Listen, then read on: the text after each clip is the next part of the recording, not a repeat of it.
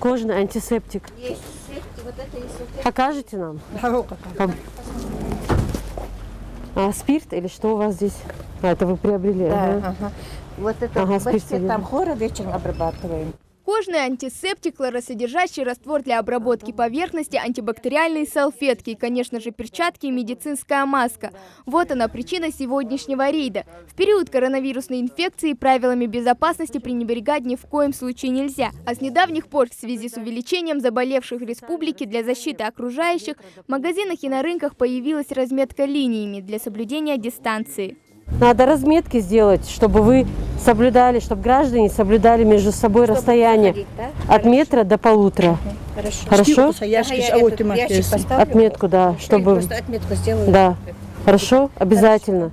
Однако наличие того или иного средства защиты не единственное требование органов надзора. Важно также и правильное использование, и тем более хранение, ведь обязательно нужно придерживаться инструкциям.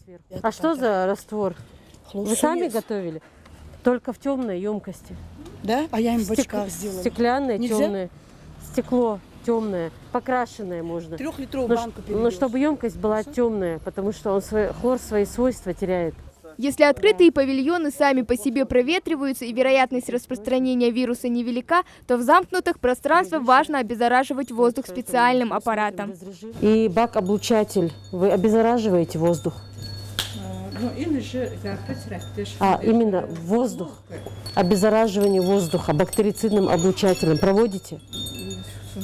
Лампа, бак-облучатель. Подключать минут на 20, устанавливать арбяхи. Ну, ее надо приобрести и каждый день, 2 раза в день проводить обеззараживание воздуха. Потому что люди разные заходят.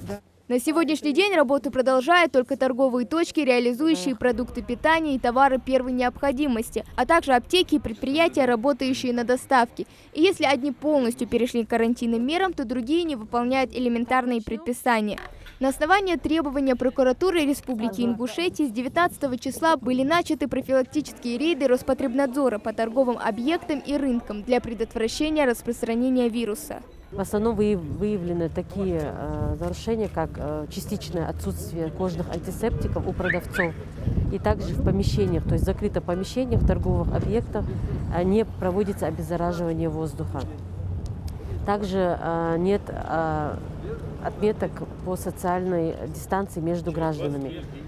Пройдясь по всем рынкам, по всем продавцам, по этим 2 рынкам, по всем продавцам, мы объяснили, что необходимо приобрести кожные антисептики для того, чтобы руки могли обрабатывать не только продавцы сами, но и покупатели.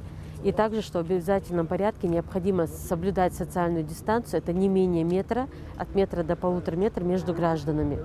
Это является очень важным компонентом.